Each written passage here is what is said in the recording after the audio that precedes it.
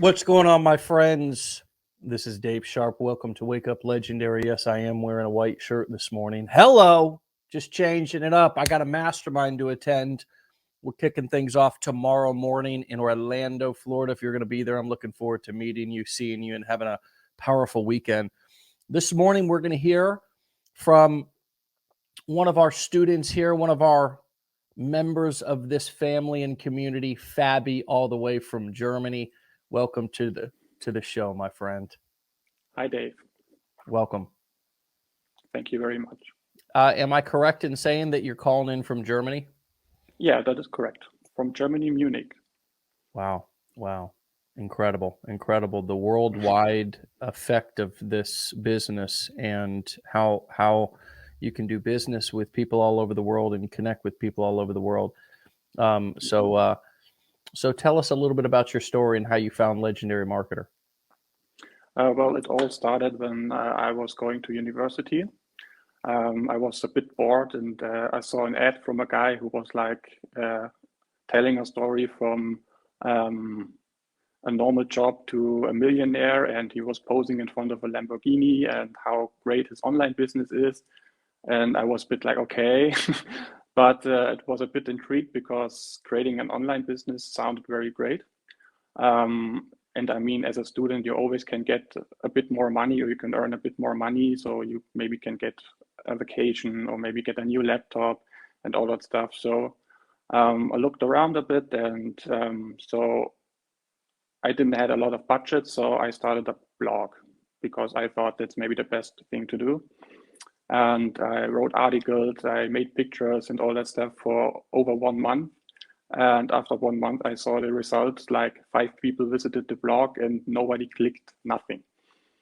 And I was frustrated and I thought, no, never again, and that's it.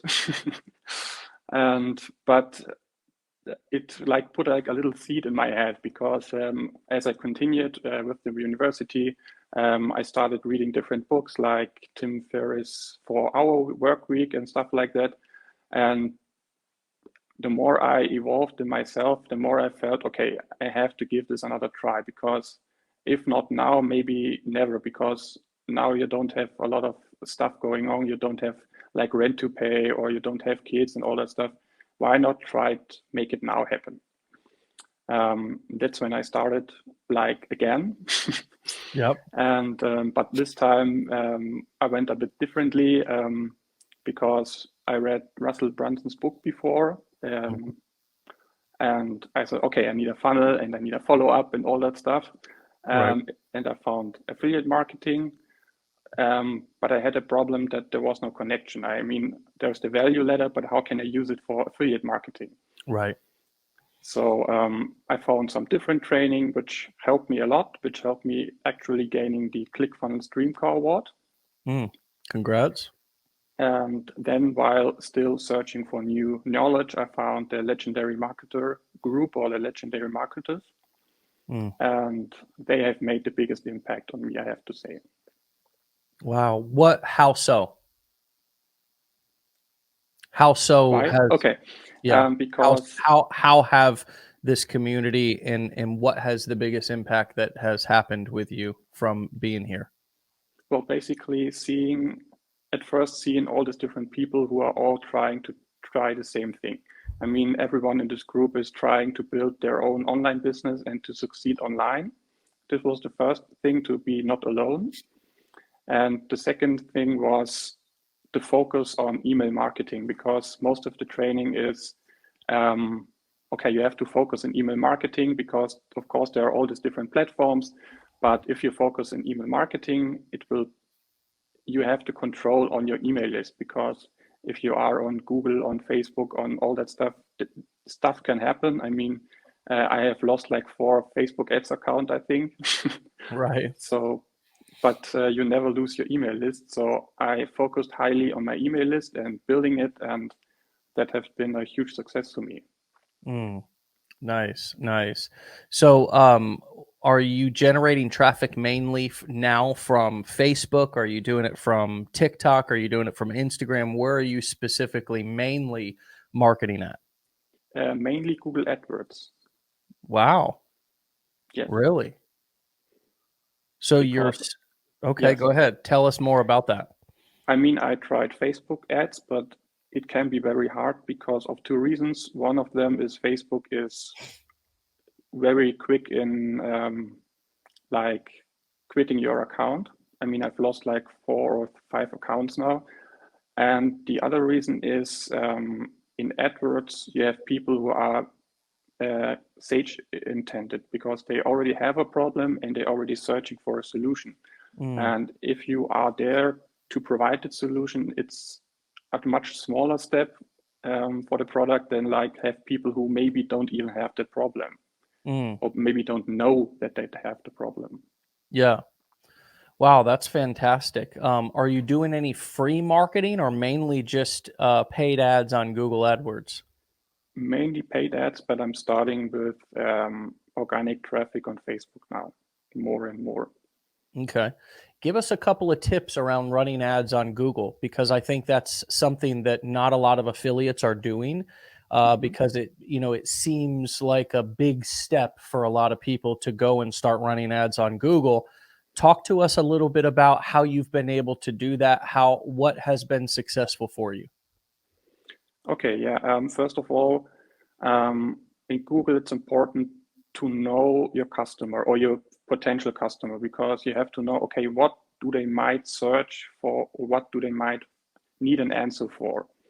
That is the first one. So try to get in their head and be like, okay, what would you Google if you would be in the same situation? What were the keywords you would use? That's the first tip I can give. Okay. The second one is knowing Google because they, or like, you can place an ad with only the headline and some text, but you can also add side links. And the more of this stuff you add, the bigger your ad will be. It's like an investment property, the bigger your property will be. And the more people will click on it, and the more people will click on it, the cheaper it will get. And the cheaper it will get, the easier Google will show it. So it's like a turbulence, which is going in the right direction if you know how to do it. Okay. And Fantastic. then it's all about optimizing, like split testing everything from your ad to the keywords to your landing page to your bridge page and everything. So are you sending your traffic from Google AdWords? And by the way, Google AdWords, for anybody who wonders, this is marketing jargon, it's terminology. Basically, it's AdWords is just Google's advertising platform. It's the back end of where advertisers go to advertise on Google. It's called AdWords. Just like Facebook is called, I don't know, business Yeah. section or ads or something. Usually all these different platforms have something that they call their back end, but Google AdWords it's very simply just running ads on Google. And anybody who Googles AdWords, you'll come right to that front door to be able to sign up to open your advertising account on Google. So how what have you learned about driving traffic to a landing page? Are you finding success with that? Is there anything specifically on Google that you're finding is helpful to do with your landing page to both make it convert more, but also to make sure that it's compliant and that Google doesn't somehow slap your account and deactivate it? Yes. I mean, at first, it has to be mobile responsive because a lot of the traffic is coming from mobile. That's first. If your website is not looking good on a mobile phone, you can forget it. Then, of course, don't make any huge claims. I mean, that's like for everything, I guess. Don't say like earn $10,000 the next 10 minutes. I mean, that's not true. Maybe go like see how I did or see how I make. That's, for example, how Google finds it okay, so you can use it. Okay. Now, another thing that's big that a lot of people forget is to make sure that you have privacy and your terms down on the bottom of your page. We have a couple of resources for our blueprint students to be able to do that. How are you do you have any tips around that? A lot of people, that trips them up is, do I have to be a lawyer to have terms and privacy, a privacy disclosure down? And what does GDRP mean, and so forth? Yeah, that's a bit complicated to be in Europe. I mean, that's why I mostly focus on the USA, because it's much simpler. But basically, there are many examples for privacy policies out there. We can just fill in your name. I never had a problem with it. Also for the terms of service, I guess. I mean, if maybe there can be a lawyer, or maybe you need a lawyer, but I never needed one because all that I used was perfect right now. Okay. Well, I can give how would everyone listening, and this will be specific and special just for everyone listening, how would you like me to give you all a free tool that will generate your privacy and your terms and conditions for you? Would that be helpful for anybody? Just leave a comment if it would, and I'll do that. If not, then we'll just keep moving on, and I won't point you to that resource. Of course, I'm just joking. I'm pulling a little marketing stunt there. Okay, let me pull this up because I know it'll be helpful to everybody. All right, hold on a second.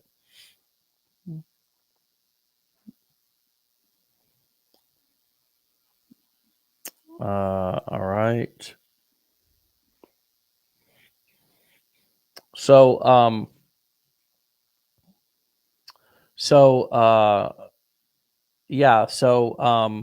if you go to shopify.com/tools/policy generator, I'll share this link in the comments, and I'll also share my screen and show it to everyone. But Shopify's done us a good, they've done us right here, even though we don't even teach Shopify. It's still a great tool to if you ever wanted to sell some sort of a physical product. But if you go here to tools/policy generator, you can skip the Shopify trial and just create a free policy.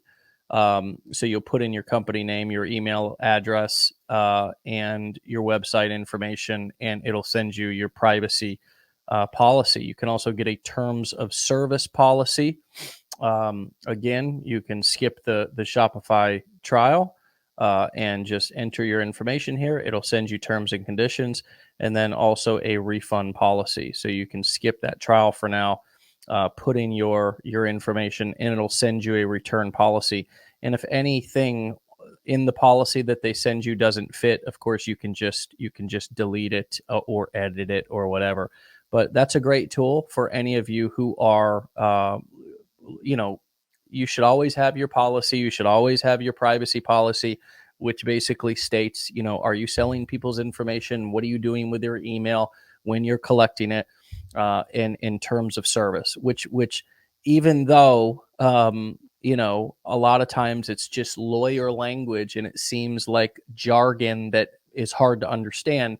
Big companies like Google, big companies like Facebook, when they're looking at your ads that you're submitting, they're also clicking on that ad and they're looking at the landing page that you're sending that traffic to. And one of the big things that they're looking at is, does this page have the appropriate terms of service and privacy policy? So moving on. So coming from Google, you're just sending right to a landing page with no other navigation on the page. It's not like a blog. It's not like a website with other navigation, just directly to a landing page and asking for somebody's email, and then email or name and email. Name and email, because I tested both and there is no difference in the conversion. But you have the name, which can be better in email marketing later because you can include it in the subject, for example, and that will give you maybe or sometimes a higher open rate. So, okay. Okay. And then once they opt into your landing page, onto a bridge page, anything special about your bridge page, anything specific that you do on that bridge page that you've split tested and that's converted higher, or any tips that you have about your bridge page? What I learned is that I tested different videos and sometimes the same videos in different platforms. So it tends that YouTube works better than Vimeo. I don't know why, but it looks like people rather click on YouTube videos than on Vimeo videos. And it also helps if you have subtitles, because sometimes the people, when they are on their mobile phone, they don't have any sounds, or I don't know, they're sitting on a train or in a bus station and they don't want to listen to you. So the subtitles help, so they don't have to listen to you. All great tips. Yeah. I think clicking on a YouTube video might make people feel safer or something. I'm not sure. But that's a great tip. The other great thing about hosting your video with YouTube is, of course, it's free. So you don't have to open an account and start up on a monthly plan or anything like that. Yeah, you can just automatically turn on the subtitles. It'll, put the subtitles down there on the bottom of the video. And I think you're right about that. A lot of people would prefer, or are not wanting the sound to be blaring on their phone as they're, sitting wherever they're sitting. And I think that's really important. And so that's a great tip. A lot of people are making a mention here about my white shirt. I'm always in a black shirt. And so little bit, kind of, it's interesting that you're noticing that, right? It's something that I do on purpose every day. I wear a black shirt. I pretty much wear the same thing on the show every day. And it sort of conditions people to feel comfortable, for there to be familiarity with it. It's people find comfort in seeing the same things over and over again, and people don't like change. So it creates more trust subconsciously. So it's interesting that a lot of you are pointing out the fact that I'm wearing a white shirt today. I did that on purpose just to see it's not laundry day. Trust me, I'll wear the same shirt 5 times without washing it. I don't care. I'm not that, I'm not that worried about it. Right. Especially since I'll wear my shirt usually during the show and then take it off and put on a tank top after the show. Anyways, it's not laundry day. I wear a black shirt and a black hat on the show every day because, again, for the reasons that I just said. And it's interesting to see some of you commenting that I have a white shirt on this morning. All little things that we can do. These things matter. Little things that we can do to create brand recognition. So, Fabi, when you're sending people to your landing page and your bridge page, are you talking to them? Are you showing people are your face? Are you building a relationship so then when you follow up with them via email that they know who you are? And do you have any tips about that? Well, basically, of course, showing your face. I mean, it has been hard in the beginning for me because I didn't want to. So I tried different stuff like over only the voice and only some pictures, but they don't see me. But I split tested it with me, with a video of mine, and it worked much better. So people want to see your face.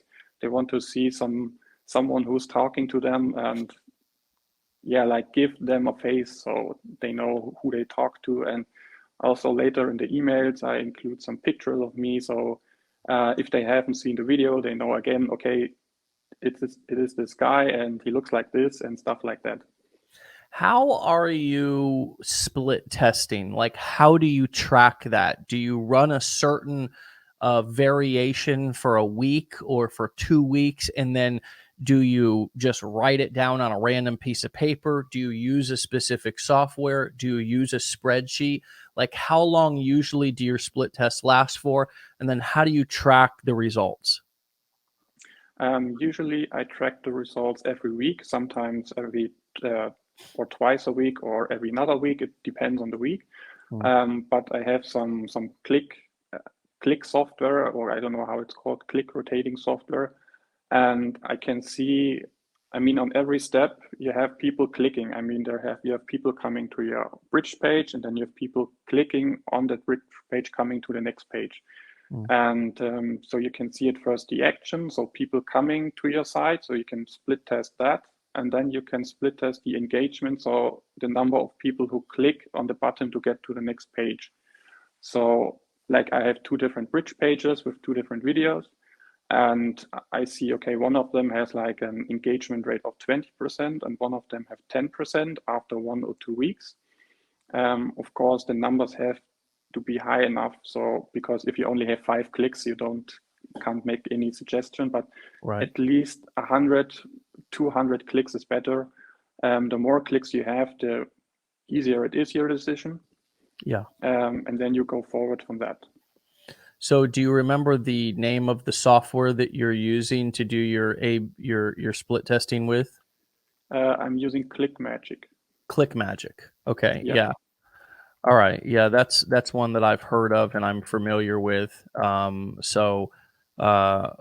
There's several others out there. Is all you have to do is do split testing software, and a lot of times you can really just track things via a good old piece of paper and a pencil too. You can just look at your statistics. A lot of times what we'll do here within our company is when we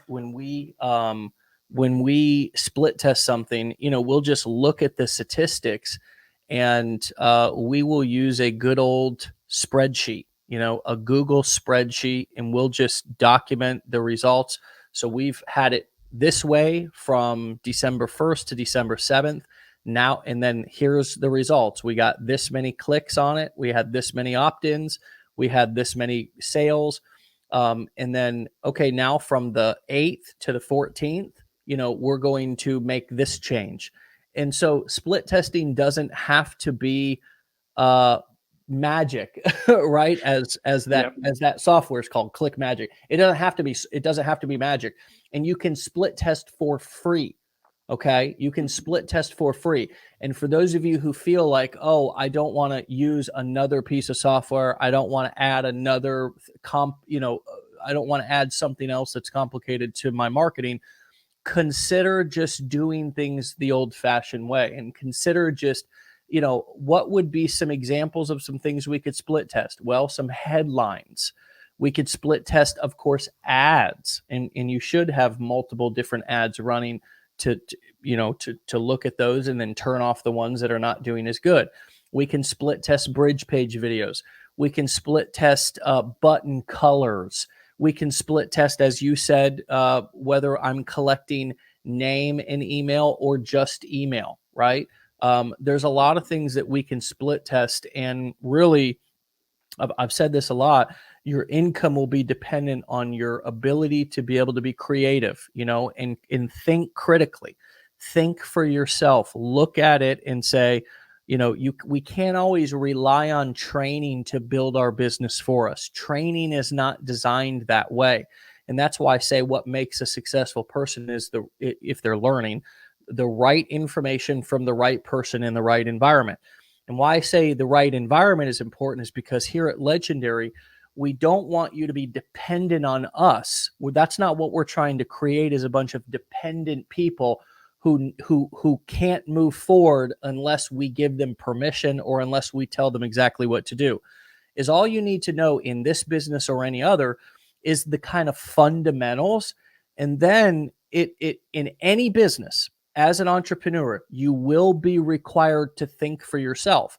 And that is why it is difficult to make that jump from employee to entrepreneur, because we're so used to, as employees, taking orders and not really thinking for ourselves. A lot of times our ideas get rejected, right? And so we stop coming up with ideas and we just go to work and we push the button and we pull the lever and we do our work and then we go home. So in Germany, how is entrepreneurship and how is is this looked at? I know in America, entrepreneurship is celebrated, but it's not the majority of the people who are out running businesses. The majority of the people are looking for jobs and looking to, looking to work for a company or something like that.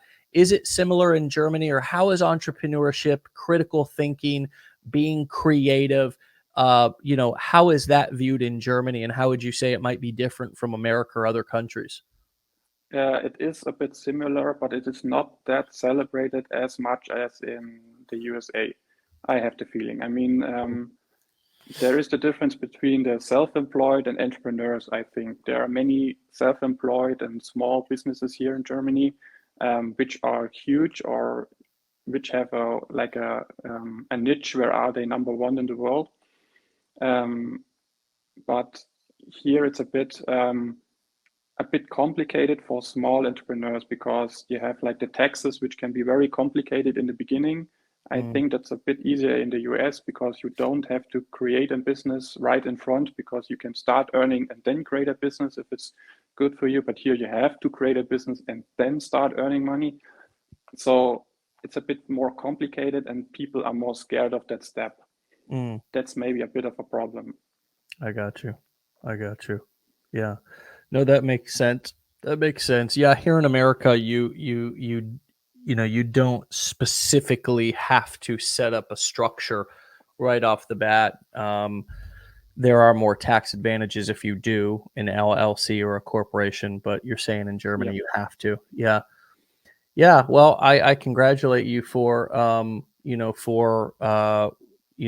pushing through. How old are you, Fabi? I'm 29. You're 29, and did you say that are you in college still? Are you going to school, or are you doing this now full time?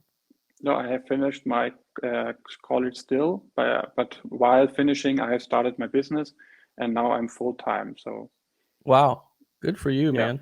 Good for you. So with your Google ads and doing affiliate marketing, what sort of returns? I mean, I think a lot of times people have a problem running paid ads because the advertising to acquire a customer can be so high that they get sort of priced out of actually making money. So are you actually, and I would assume you're seeing a positive ROI from running paid ads on Google and doing affiliate marketing? yes. I mean, it depends a bit on the niche. There are niches where it's much simpler to have a higher or positive return on invest. In the making money niche, it's a bit more complicated, but it's hard sometimes to break even on the front end. But that's when the email marketing comes in. I mean, email week after week after week, they get emails, and at some point, you're break even. And after that, every email you send them and they click and maybe buy one, you're positive. So Yeah. that's the magic of online marketing. So Right. So you're doing affiliate marketing in multiple different niches. yes. Got you. That makes a lot of sense. So in the make money online niche, you are basically your goal, and typically what you see in terms of return on investment is that you're breaking even on the front end with your traffic, and then where your profits come from is from the email follow-up. Yes. Okay. That makes a lot of sense. And quite frankly, any advertisement that I've ever ran on Google, on Facebook, anywhere where I've paid to run an ad and to put it in front of people versus doing organic free marketing on like Facebook, TikTok, or Instagram, my goal has always been simply to just break even. If I can acquire a customer for free, and that's really what that means. If I'm breaking even, meaning that I'm spending, $1,000, and the initial ROI that I get from that advertising campaign is $1,000. I've just acquired how many ever customers it took, whether it was 5 or 10 customers or whatever it was that bought. I've just now acquired all those customers. They now know me. They're on my email list, and they've already proven that they're buyers. I've acquired those for free. And now I get to invite them to webinars. I get to invite them to live trainings on TikTok or in a Facebook group. I get to send them emails, as you're talking about. And really, email marketing, one of my favorite email campaigns that I love to show off, and I do show this in the business blueprints, is the Bucks Woodworking campaign. And this is a campaign that is that was simply just ran to people in the in the kind of do it yourself work, do it yourself DIY niche. And I've gotten 749 follow-up emails. The latest email that I got from this particular affiliate was this morning at 9:03 a.m. 749 emails. So my question to all of you out there, in each one of these emails, of course, has a different product that I might be interested in. That's somewhat, initially the very first product that I clicked on this ad was for, a bunch of woodworking plans to build, various different furniture and so forth for my house, dog houses, bird houses, furniture, tables, things like that. But if I'm somebody who's interested in building and working with my hands, I might also be interested in installing solar panels or starting my own garden at home so I can have my own food to eat in my backyard. Or I might be interested in other if I'm the type of guy who changes my oil, maybe there's some sort of an oil changing ebook or something that will give me tips on how to do that, or learn how to do that, or learn how to, clean your own AC system, or I don't know. I'm just lots of products out there, a lot of them on ClickFunnels, a lot of them on other platforms. A lot of them are on, we can become affiliates for any product. So even though we mainly teach selling information, I could go to Amazon, I could go anywhere that I want to find products to be affiliates of.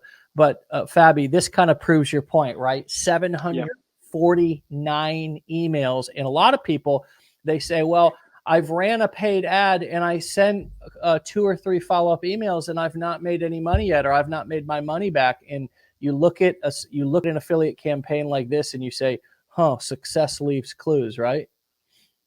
I mean, that's 2 years of email. If he's sending one email every day, he's like 2 years of emails.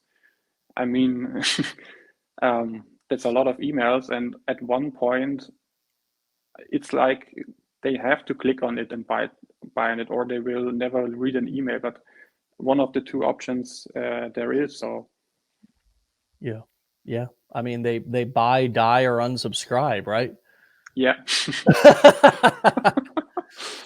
All right, Fabi. Well, listen, my friend, I've got to get going. I'm driving to Orlando for our mastermind. I love talking to you. Thanks for sharing your Google ads experience. I'd love to do a follow-up. Yeah, I'd love to do a follow-up call with you and get more of your experience and knowledge. And thanks for being a student and a member here of our community. We love having people from around the world. And keep up the great work. Stay legendary, my friend. Thank you very much, Dave. All right, Fabi. Talk to you later. All right, now you can go, and it looks like Fabi does have a TikTok, I believe. Fabi, is this your TikTok? Are you on TikTok? No, I'm not. I mean, I have an account, but only for private. Oh, okay. Well, but you can find me on Facebook. Okay. If someone has a question or stuff like that. Okay. This is your full name to be able to type and find you on Facebook? Yes. Okay. All right, man. Thanks. Thank you very much. All right. So you can find Fabi on Facebook, not TikTok. Okay. At Fabi, Fabi. And then his last name is spelled Isele. Isele. And that was some awesome experience and knowledge from an affiliate here in our community doing something a little bit different. So hopefully you took away a lot of value from that this morning. I'm going to rip this white shirt off. I'm going to be wearing black shirts for the entire weekend here in Orlando, I promise.